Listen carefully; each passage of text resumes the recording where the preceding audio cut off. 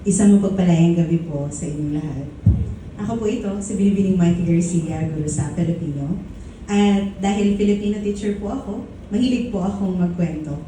At ngayong gabi, pagkwentuhan ko lang kayo kung paano at saan nakilala ng isang tao ang tunay na pag-ibig.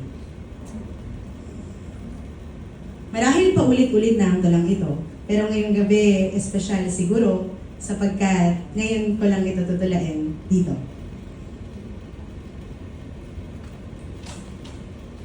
Ang titulo o pamagat ng pasambit na tula ko ngayong gabing ito, di ko inakala.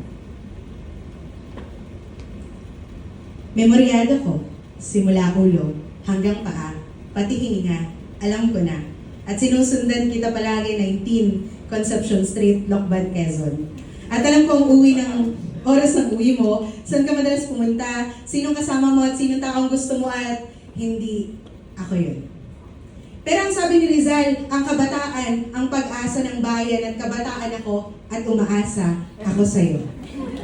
Kaya naman nagpatuloy ako sa pagsunod sa iyo, mahal, hanggang sa inabot na rin pala ng taon ng pagmamahal na ito, tatawagin kitang mahal kahit di mo ko minahal.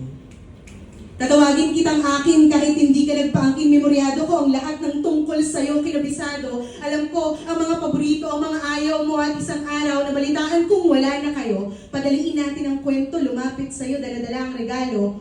Ako mismo, gusto kita. Gusto mo ba ako? Pero di katulad sa fairy tale, hindi to happy ending sapagkat meron ka pa rin ibang gusto.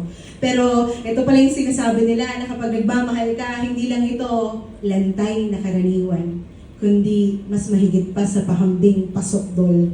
Pinakamamahal kita sa lahat at ikaw lang ang tinatangi ko kung obsesyon mang matatawag, ikaw pa rin ang hahanapin ko at nakalipas na naman ang ilang taon. Ito na naman ako, lumalapit sa'yo, gusto kita. Gusto mo rin ba ako at di nagtagal? Sa wakas, naging tayo. At nag-celebrate tayo ng Mansari at inaya mo ko sa silid nyo. At walang tao iba dito kundi tayo. At babae ako at alam ko dapat umalis na ako sa tagpong ito at babae ako. Alam kong hindi na ako dapat manatili pa dito at babae ako at marupok ako. Kaya naman nanatili ako sa tabi mo, mahal, hanggang sa sarap. Hagod, sarap. Hagod, sarap. Hagod, sarap. Hanggang sa pagising ko kinaumagahan, wala ka na sa aking tabi at di nagtagal. Di rin tayo nagtagal, mahal, pagkat iniwan mo akong mag-isa. Nakaitim ako noon at nakaputi ka noon. Tama pa lang sabi sa Vicente Menz, bagay pala sa mga cheater ang nakaputi. Tula lang po ito. Tama pala ang sabi sa Vicente Menz, bagay pala sa mga cheater ang nakaputi kasi puting. Baka manood yung mga estudyante ko.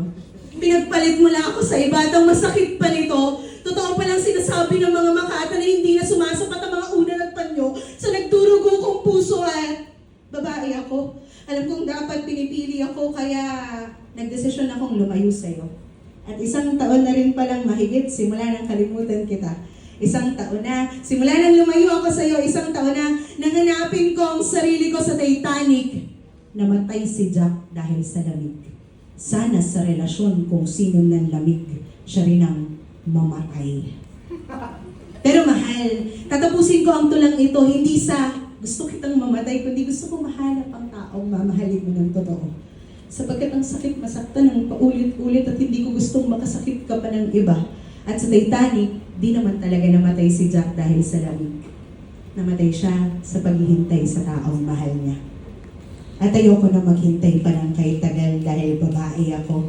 At di ko inakalang sa higit isang taon, makikilala ko na rin ang magpapatunay na kahit hindi nakakain ng paru-paro, lagi itong nasa tiyan ko. At isang taon na rin mahigit, simula na makilala ko ang tatanggap sa akin ng buong-buo na di ko kailangan magpaliwanag at magmakaawa at lumapit na sabihin gusto kita, gusto mo rin ba ako at sa wakas, nahanap ko na rin ang tatanggap sa akin ng totoo. At isang taon na rin mahigit. At babae ako, alam kong dapat pinipili ako at babae ako. Alam kong dapat minamahal ako at babae ako. Alam kong dapat inuuna ako at babae ako. Alam kong dapat pinipili ako at babae ako. Alam kong dapat ako lagi at babae ako at ngayon, babae na rin ang gusto ko.